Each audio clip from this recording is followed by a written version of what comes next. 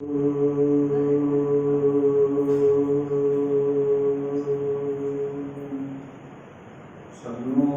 मित्रः सन्वरुणः सन्नो भगवद्यमः सन्नो इन्द्रो बृहस्पतिः सन्नो विष्णुरुक्रमः नमो ब्रह्मणे नमस्तेवाय त्वमेव प्रत्यक्षं ब्रह्मासि त्वामेव प्रत्यक्षं ब्रह्म वदिष्यामि ऋतं वदिष्यामि सत्यं वदिष्यामि तन्मामवतु तद्भक्तारमवतु अवतु मामवतुभक्तारम् ॐ शान्ति शान्ति शान्ति शङ्करं शङ्कराचार्यं केशवं वातरायणं सूत्रभाष्यकृतो वन्दे भगवन्तौ पुनः पुनः ईश्वरो गुरुरात्मेति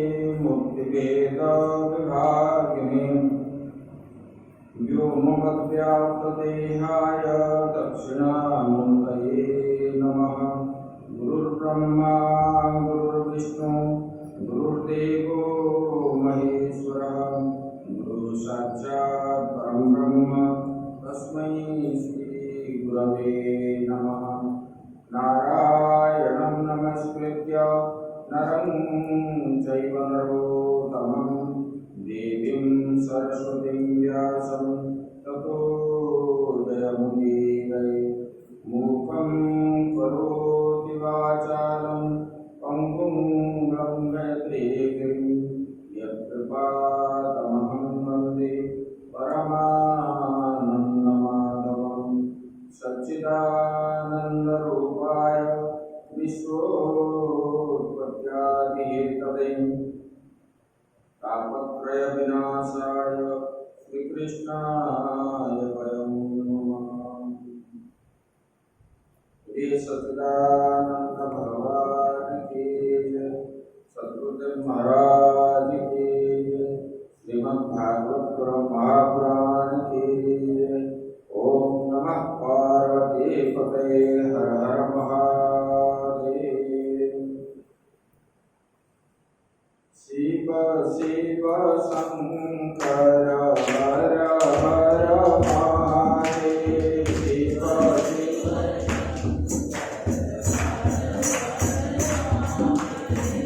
हरि हरि नारायण केशव वासुदेव हरि हरि नारायण शिव शिव शंकर हर हर महादेव। शिव शिव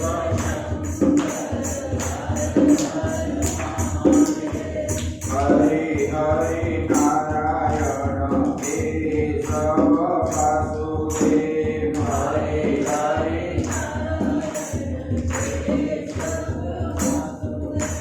शिव शिव शंकर हर हर महादेव। शिव शिव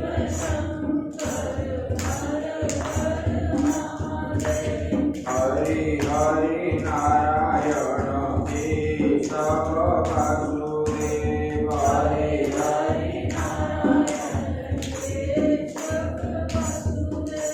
ये सच्चिदानंद भगवान की जय।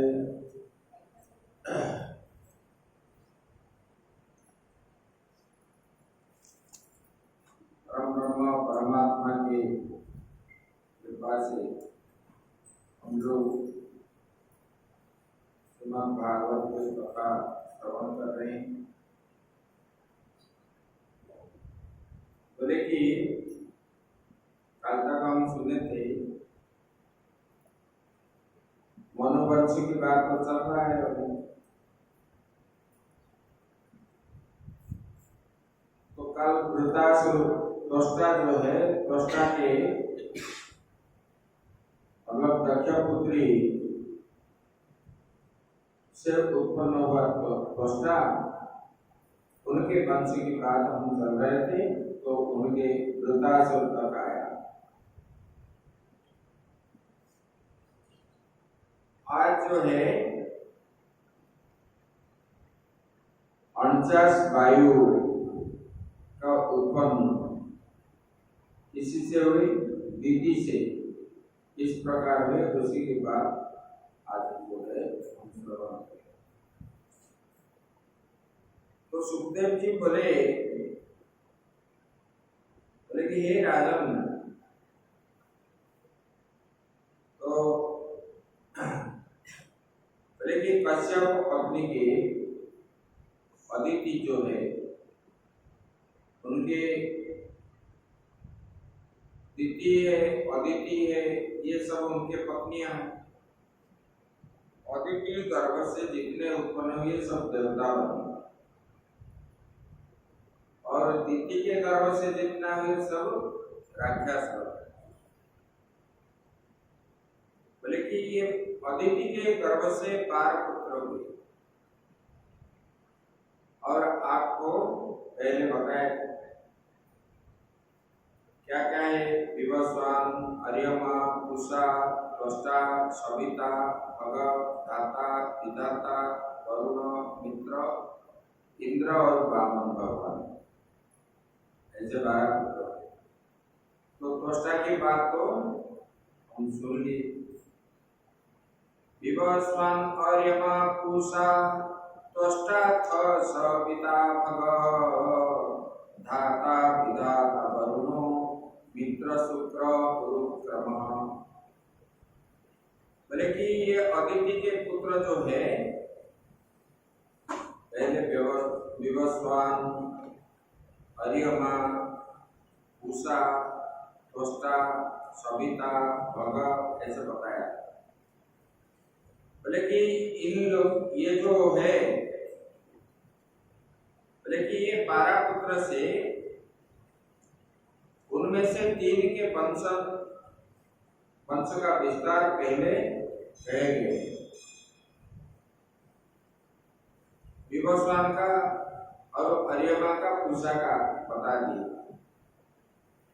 बोले कि और अभी जो है चौथे त्वष्टा का वंश जो है, बोले कि ये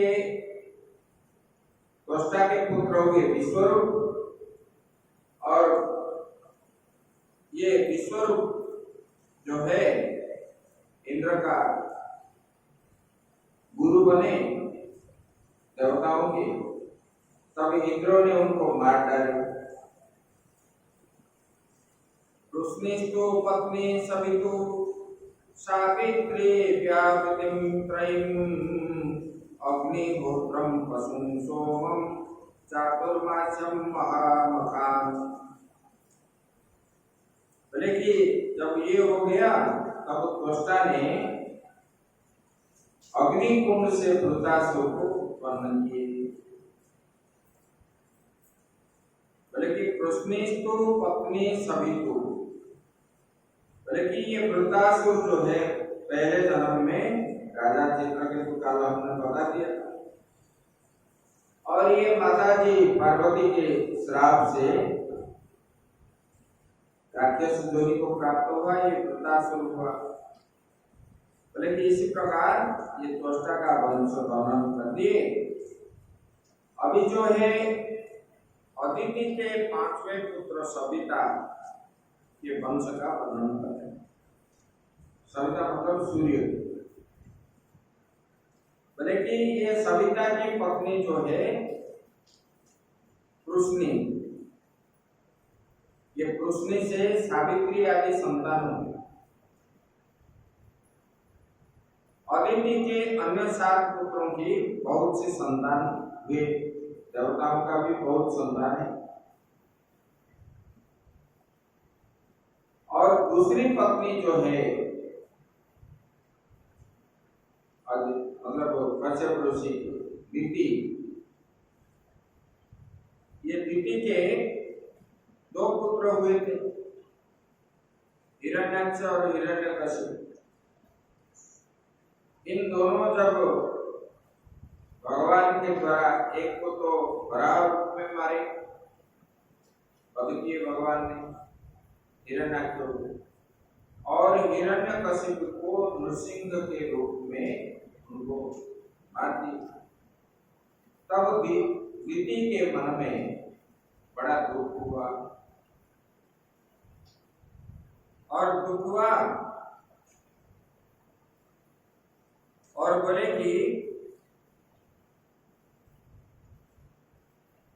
उन्होंने एक दिन कश्यप ऋषि को बोले कि भगवान, बोले कि ये भगवान विष्णु ने इंद्र के पक्ष लेकर के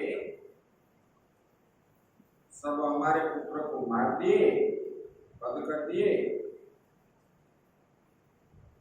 और इस प्रकार इच्छा लेकर के उन्होंने मेरा एक पुत्र ऐसा उत्पन्न हो जो देवताओं को मारने के लिए सक्षम हो, ऐसा मान करके कश्यप जी को बड़ा सेवा किए। उन्होंने बड़े लगन से उन्होंने सेवा की और इनके सेवा से कश्यप ऋषि क्या है, संतुष्ट हो गई।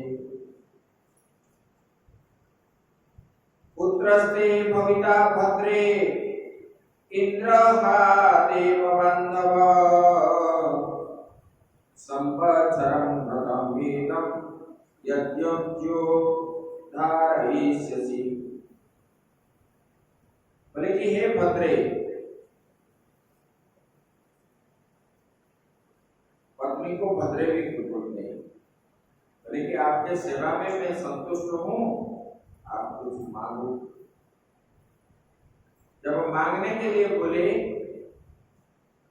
तब वो बोले कि अगर आप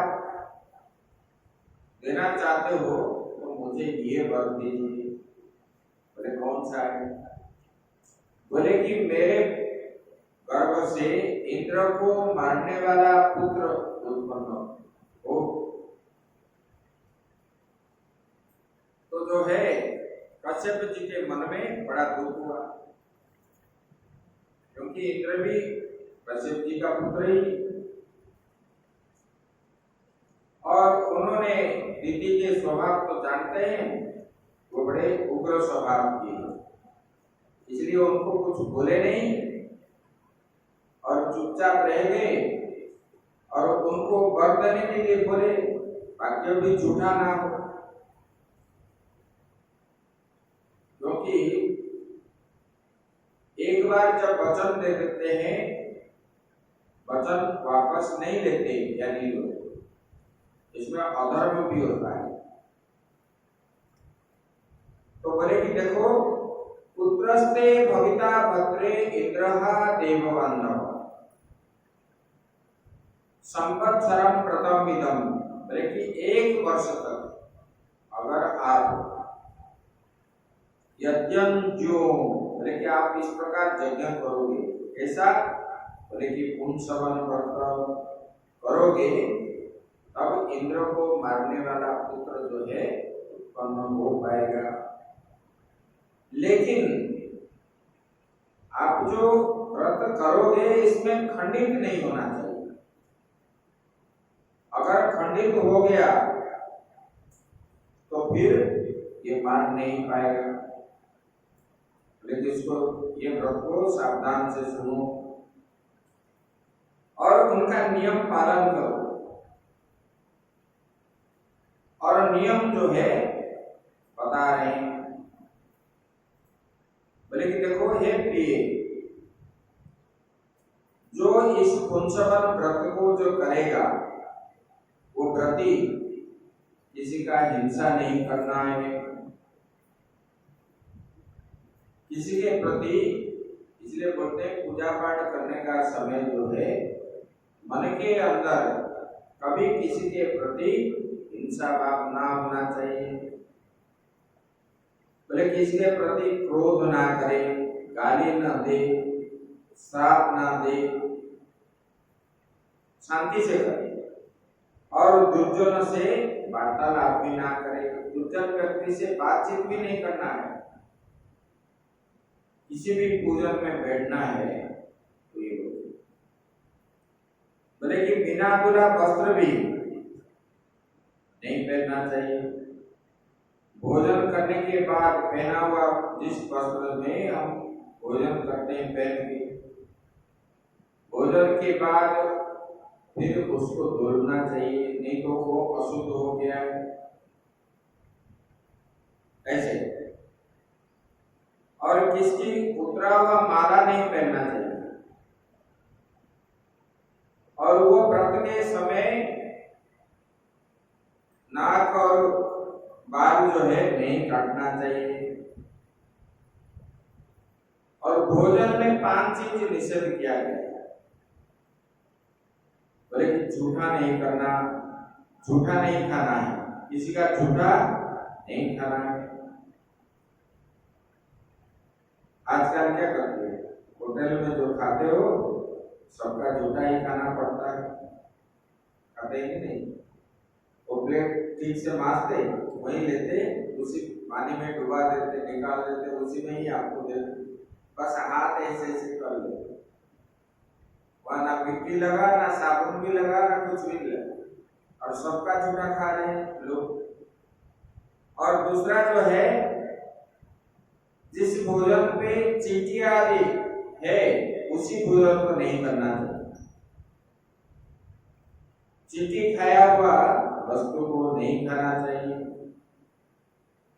और मांसयुक्त भोजन नहीं करना चाहिए। और कोई शूद्र व्यक्ति लाया भोजन उसको भी नहीं चाहिए। रजस्वला स्त्री से बनी हुई उसी को भी वो अन्न भी नहीं खाना चाहिए। वो तो बनाना नहीं चाहिए, लेकिन बनाते हैं और खाते भी, लेकिन ऐसे ये सबको वर्जित है। और जो है पानी भी पीना है तो अंजलि से नहीं पीना है, ऐसे नहीं पीना है, गिलास से ही पीना है।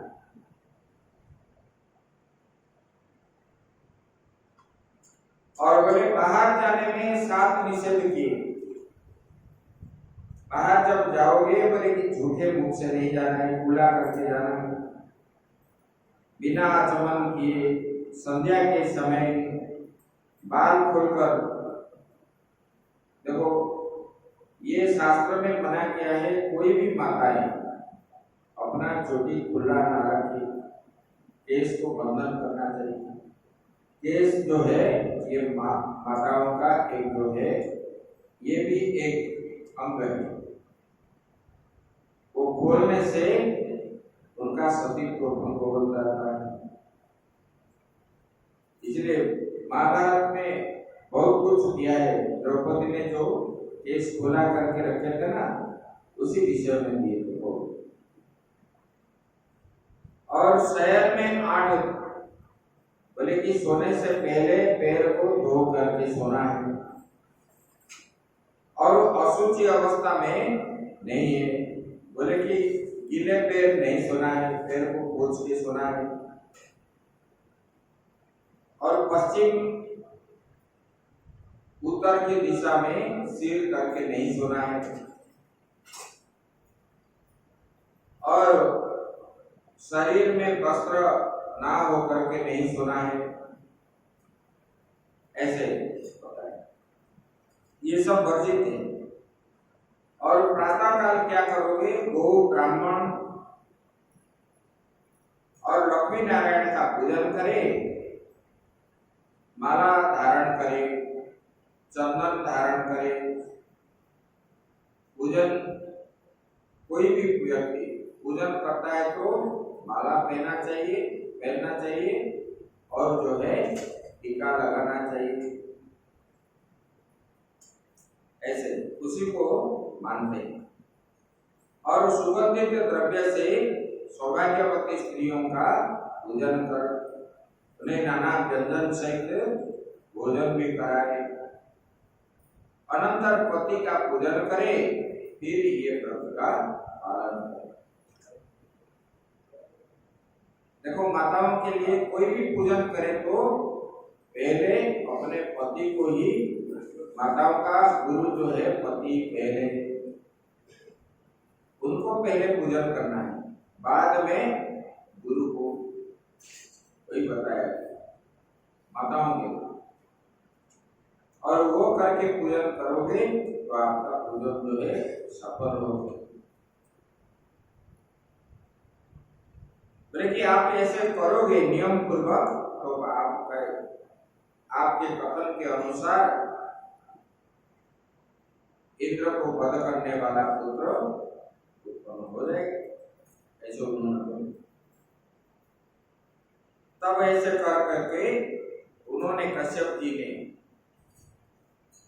गर्भ धारण कर, ये दीदी ने अपना कश्यप जी से गर्भ धारण की और व्रत का पालन करने लगी। और ये जो है इंद्र को पता चल गया, उनके दीदी क्या है, उनके मौसी, अपने ही सगे मौसी दीदी अदिति जो है, दो बहन है दक्षपुत्र। बोले कि ये इंद्र को पता चल गया, बोले कि मेरा शत्रु उत्पन्न करने के लिए मेरा मौसी जो है व्रत पालन कर रही है। और उन्होंने आए दीदी के पास, उनको प्रणाम किए, बोले कि मैं आपकी सेवा करूंगा, और उनके सेवा में रहने लगे। वो देख रहे थे मौसी का गलती किसमें, वो गलती ढूंढ रहे थे। जितना नियम कश्यप जी बताए थे उसी के अंदर कोई छूट जाए, ऐसा वो चाह रहे थे। तो जो है एक दिन, और वे क्या करते थे ना, दिन भर भूखा रह करके लक्ष्मी नारायण का पूजन करते थे, जैसे नियम बताए थे उसी हिसाब से कर रहे थे, कंदमूल फल आदि खा रहे थे। और इसमें एक दिन किया हुआ दीदी ने, अरे आप लोग हर समय फोन क्यों स्विच ऑफ नहीं करते, कल भी ऐसे किए, स्विच ऑफ करो,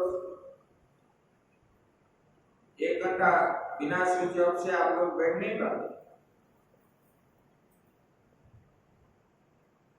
तो एक दिन क्या हुआ, दीदी ने रात्रि को सोते समय पैर नहीं धोए और वहां जाकर के सो गए। ये अशुद्धि देख करके इंद्र ने जोग के द्वारा दीदी के गर्भ में प्रवेश कर लिया, और वहां प्रवेश करके जो गर्भ था, ये गर्भ को, मांसपिंड को 7 टुकड़ा कर दिए, फिर भी ये मरे नहीं। तो एक एक टुकड़ा को फिर 7 भाग करना।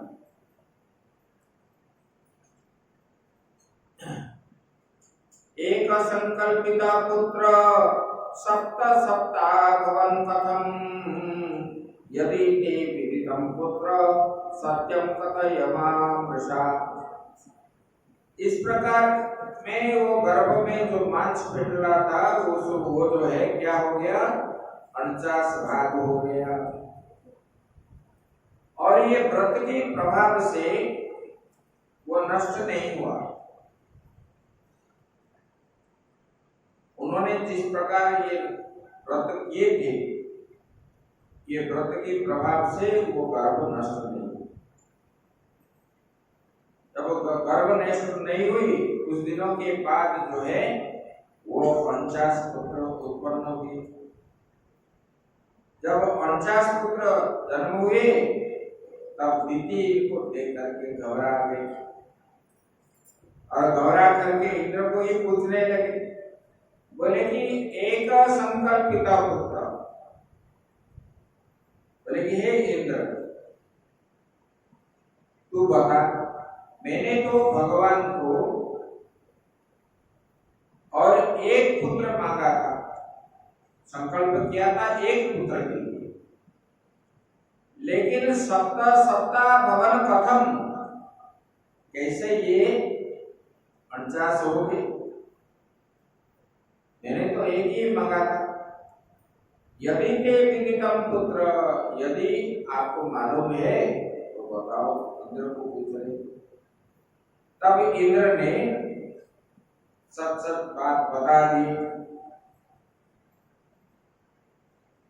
और गर्भ में जब ये एक 5 पिंडा को 7 किए, 7 टुकड़े किए, 7 को फिर एक एक को 7 करने जा रहे थे, तब ये गर्भ में उन लोगों ने बोले कि हे इंद्र, आप तो हमारे भाई हैं, आप हमको क्यों मार रहे हो? बोले कि नहीं, आप जब बाहर जाओगे, उत्पन्न हो जाओगे, जन्म लोगे, तब मैं जो है मेरा पार्षद आपको बना दूंगा, मतलब मेरे पास ही आप लोग रहोगे। तब वो चुप हो गए। और इधर भी दीदी ने गर्भ में उनको बोले, दीदी ने यहाँ पर जब पूछे तो बोले हे माता, आप चिंता ना करें, मैं इनको कभी नहीं मारूंगा। और आप जो सोच रहे थे कि मैं आपके पुत्र को मार रहा हूं, इसलिए मैंने अपने पास ही इनको रखूंगा पार्षद करके। तब ये 49 वायु के नाम पे संसार में जाना जाएंगे। तब ये वायु देवता के रूप में ऐसे ये वायु के उत्पत्ति। एवं ते सर्वमाख्यातम् यन्मं त्वं परिपृच्छसि मंगलम मारुतां जन्म किंकोय कथयामि ते। बोले कि ये मरुदगण के जन्म की वृत्तांत जो सुनता है उनका मंगल होता है। यन्मं बोले कि मंगलम मारुतां जन्म, ऐसे बोले कि ये बड़ा मंगलमय होता है। बोले कि हे परीक्षित, आपने जैसे पूछा था मैंने आपको बता दिया, अभी बोलो मैं क्या बताता हूँ, क्या बोलना है। तब उन्होंने ये पुंसवन व्रत की कथा पूछ रहे हैं। व्रतम पुंसवनम ब्रह्मन् भवता यदुदीरितम् तस्य वेदितुमिच्छामि येन विष्णु प्रसीदति। बोले कि ये पुंसवन व्रत को किसी प्रकार करने से भगवान विष्णु को प्राप्त होता है करने वाला। तब बोले देखो, तब प्रारंभ किए बताने। बोले कि शुक्ले मार्गशीर पक्ष, मार्गशीर मास के शुक्ल पक्ष प्रतिपदा के दिन से ये व्रत शुरू करते हैं। कौन? विवाहिता नारी जो है वही शुरू करते हैं। मार्गशीर शुक्ल पक्ष प्रतिपदा से ये शुरू होता है। और ये जो है व्रत सब कामनाओं को पूर्ण करने वाला है। प्रतिदिन ब्रह्म मुहूर्त में उठ करके पहले मुख शोधन है, दांत साफ करना है, उसके बाद स्नान करना है। स्नान के बाद अपने वस्त्र अलंकार आदि पहन करके टीका आदि लगाना है और धुले हुए श्वेत वस्त्र पहनना है। और बोले कि ब्राह्मणों से ये मरुदगण की कथा श्रवण करे। बोले कि ये वस्त्र जो है जिस दिन आप पूजा करते हो, अनुष्ठान में रहते हो, तो धोबी से धुली हुई वस्त्र को पहन करके पूजन नहीं करना चाहिए। लटरी में जो देते हो ना, तो नहीं, जो शुद्ध अपने हाथ से धो करके सुखा के वही वस्त्र शुद्ध माना जाता है। बोले कि वो अशुद्ध बन जाता है। शास्त्र का प्रमाण दिया है पदो प्राण रजकई ख्यालितम वस्त्रम अशुद्धम कवयो विदु। लेकिन रजक के धुला का वस्त्र जो है वो क्या है, अपवित्र हो जाता है। इसलिए क्या करना चाहिए, बोले कि हस्त प्रकार लेकिन अपने हाथ से ही धुलाई ये करो। बोले कि प्रातः काल बिना जलपान किए हुए नियम पूर्वक लक्ष्मी नारायण को अर्घ्य दे, अर्घ्य पाद्य आदि षोडश उपाचार की पूजा करके उसको क्या करना है, 1,000 अष्टोत्तर मतलब 1000 भगवान का जाप करे, नहीं तो कम से कम 108 करेंगे और उसी में 12 आहुतियां डाले, ओम नमो नारायणाय करके ऐसे 12 आहुतियां डाले। फिर मूल स्तोत्र के द्वारा भक्ति पूर्वक लक्ष्मी नारायण का स्तवन करें। देखो उठने के बाद अपने मुख धोना है, अनुष्ठान के लिए बताया, ये नित्य भी है और ये करके स्नान करना है। स्नान करने के बाद अपना पूजा करने के लिए जो वस्त्र है, इसलिए लोग क्या करते हैं, उस वस्त्र से पूजन किए और पूजन के बाद फिर वस्त्र को उतार करके वहीं रख देते, दूसरे वस्त्र ले आते। वह वस्त्र कभी ये नहीं होता, जब गंदा होता है तब उनको धोते ऐसे। तो उसी से अपना जाप करें, पहले जाप करके फिर जपन आदि, ये व्रत के लिए कहा गया, नित्य की बात मैं बता रहा हूं। ये जाप करने के बाद ही आपको कुछ खाना पीना करना चाहिए, उससे पहले नहीं करना चाहिए। जैसे आजकल स्टाइल हो गया ना, बेड टी नहीं पीने से पेट साफ नहीं होता, वो बड़ा देखो बिना स्नान से भोजन आदि कुछ भी हम खाए पिए, रक्त खाने का सब जैसा है ऐसा है। बोले कि ऐसे ये व्रत को जो करता है 1 साल करता है, फिर मार्गशीर मास कृष्ण पक्ष अमावस्या के दिन पंडितों को बुला करके सुबह स्नान करके उनको जो है भोजन आदि करना है और तिल और गुड़ पात्र में रख करके, पात्र भर करके कलश में ब्राह्मण को दान देना है। 12 ब्राह्मणों को, 1 महीने के लिए 12 महीना हो गया, तो 12 महीना 12 ब्राह्मणों को, उनको उसी हिसाब से दक्षिणा भी देना है। फिर भंडारा करना है, भंडारा खिला के ब्राह्मणों को दे करके ब्राह्मणों का परिक्रमा करना है, जैसे भगवान का परिक्रमा करना, और उनको परिक्रमा करके फिर जो है उनको विदा करने के लिए अपने द्वार तक आए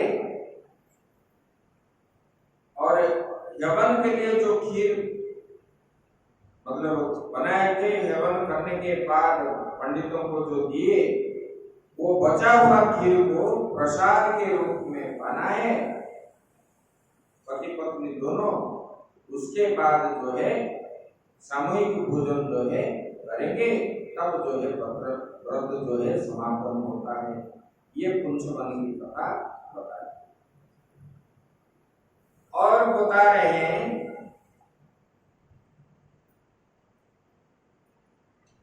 तो परीक्षित महाराज जी बोले कि भगवान आपने तो तृतीय स्कंद में बता दिए हिरण्यकश्यप की कथा, कृति के वंश के, और हिरण्यकशिपु को मारने के लिए ये भगवान ने राक्षसों को क्यों वध कर रहे हैं और उनको भगवान फिर जन्म लेना पड़ता है मारने के लिए, फिर मारने के बाद उनको तो मुक्ति दिलाते हैं। तो इसलिए आपको बताइए मुझे ये कैसे हो रहा है। बोले कि आपने जो प्रश्न किया था क्या है अभी, इसी प्रश्न जो है आपके दादाजी युधिष्ठिर महाराज ने जब यज्ञ कर रहे थे वहां पर शिशुपाल ने आया और भगवान को ज्यादा धिक्कारने लगा, बुआला है, ऐसा है, इनका माँ बाप का ठिकाना नहीं है, ऐसा नहीं है, वैसा नहीं है। बोले कि युधिष्ठिर महाराज जी को नारद जी बता रहे हैं,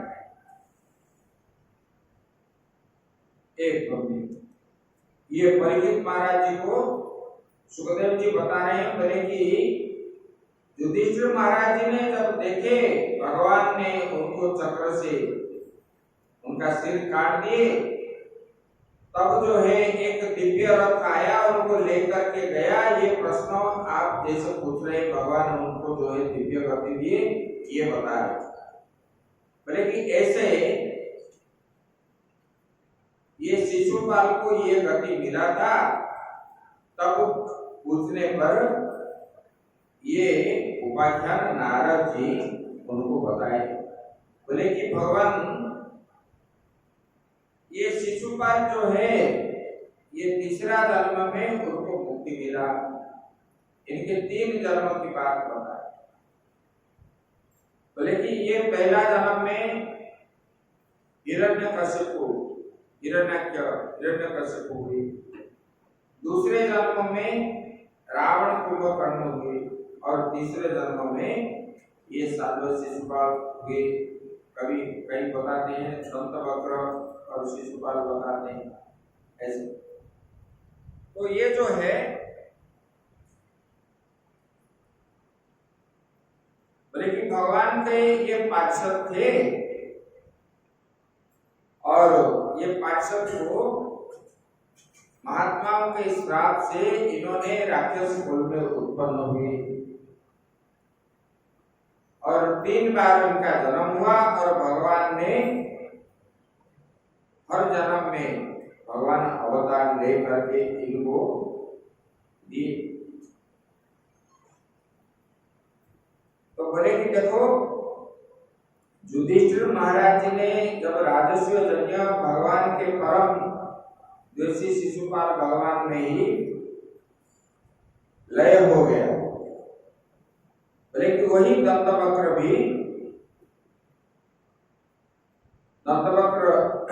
बोले कि ये जो है दुर्लभ उत्तम देख करके, बोले कि ये जो उनका मुक्ति हो गई ये दुर्लभ है, मिलना कठिन है। बोले युधिष्ठिर महाराज जी को ये बड़ा आश्चर्य हो। बोले कि उन्होंने नारद से कहा, ये रहस्य पूछने लगा।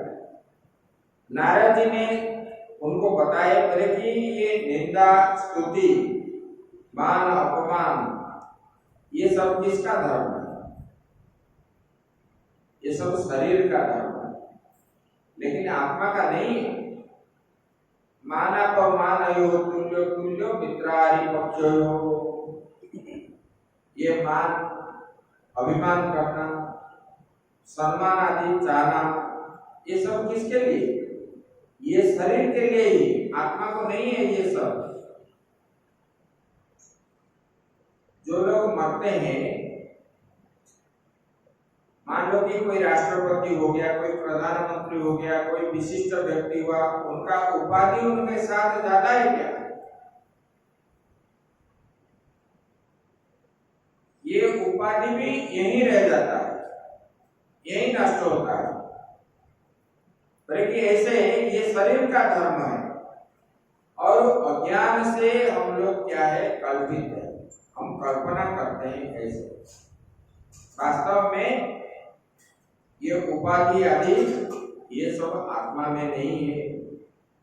जैसे रज्जु में सर्प कल्पित है, वहां पर रस्सी पड़ा है रस्सी आपको सर्प जैसे दिख रहा है, तो आप उसी सर्प के भय से आगे नहीं बढ़ते अंधेरे में।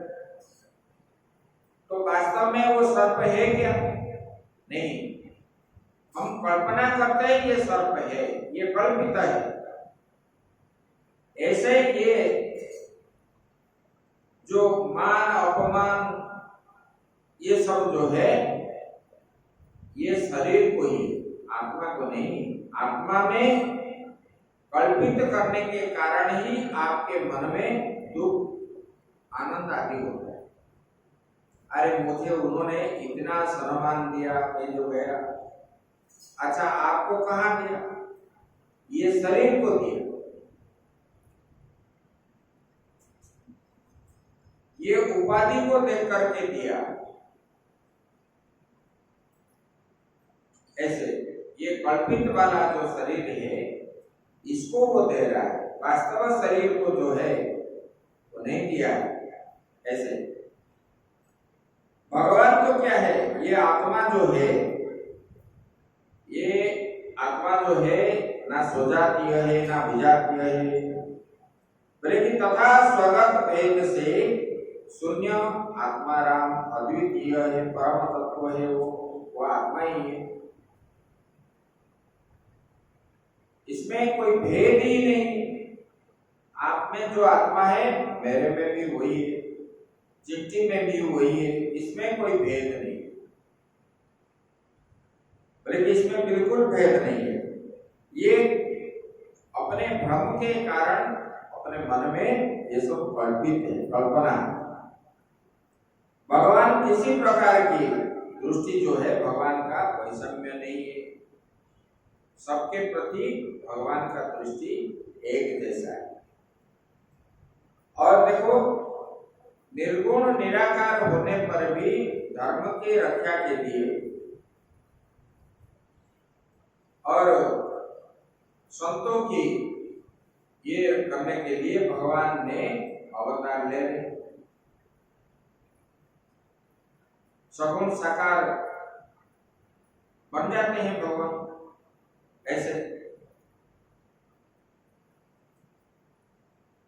बोले कि देखो, गोप्यो कामाद भयाद कंसो द्वेषा चैद्यादयो नृपा संपदा कृष्णया स्नेहा यूयम भक्त्या वयम विभो। बोले कि भगवान को कैसे प्राप्त हुई? बोले कि गोपियों ने काम वासना से भगवान के पास क्या गए? गोपियों ने कैसे गए?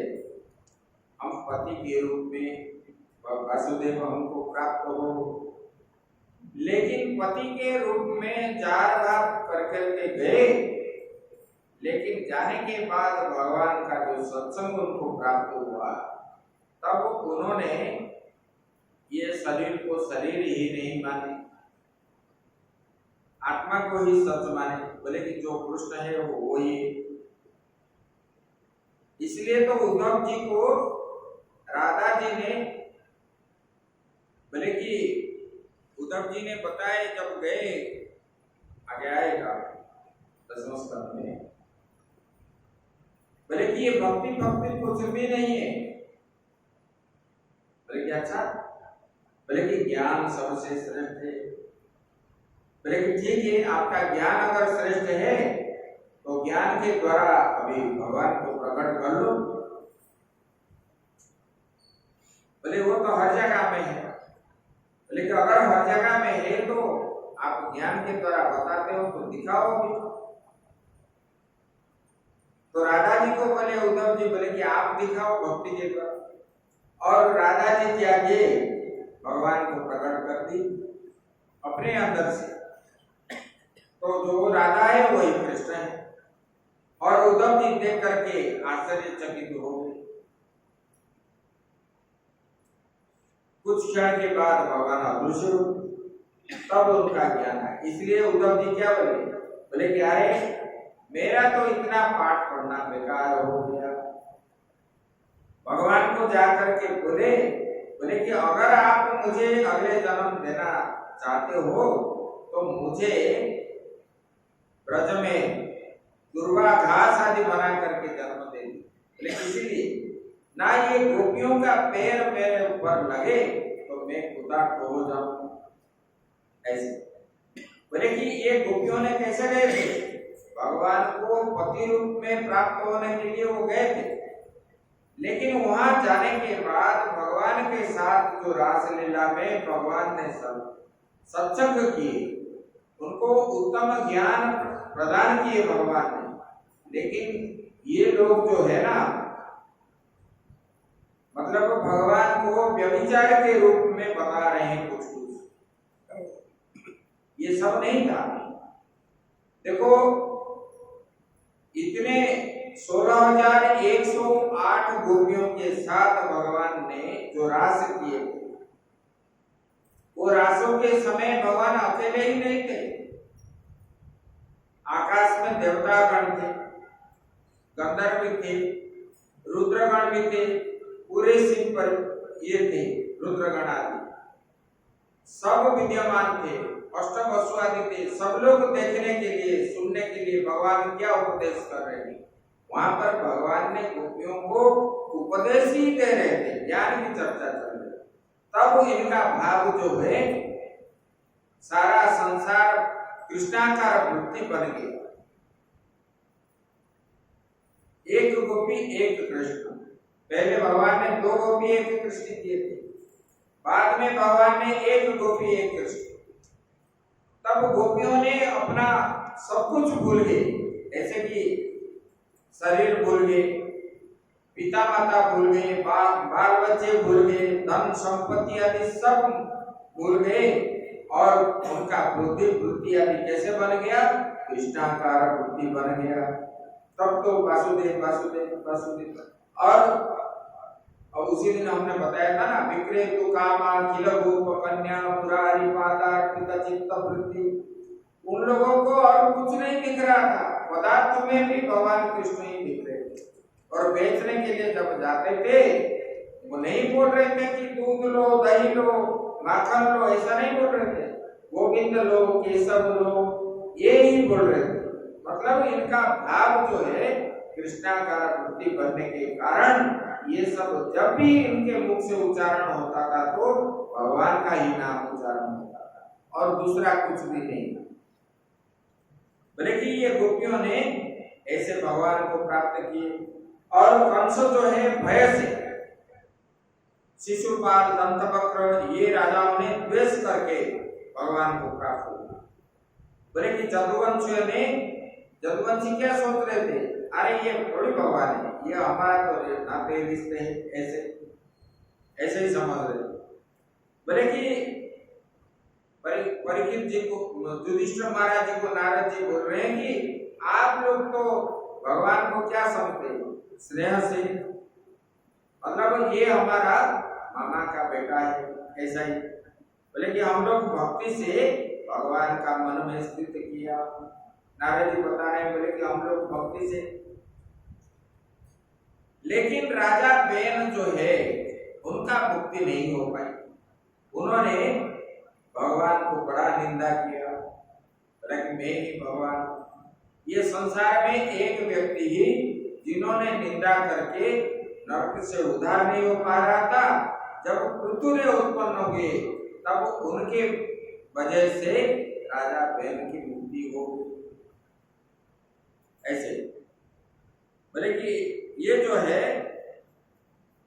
भगवान को लोग जो है, भगवान इतना दयावान है, उनका शरण में जो जाता है और वो ऐसे ही बन जाता है, और भगवान उनको जो है उत्तम गति को प्राप्त करते। तब भगवान ने नृसिंह जी की कथा सुनाएंगे और हिरण्यकशिपु की कथा हम लोग काल श्रवण करें। तो पूर्णमदः पूर्णमिदं पूर्णात् पूर्णमुदच्यते पूर्णस्य पूर्णमादाय पूर्णमेवावशिष्यते। ओम शांति शांति शांति। ये जो है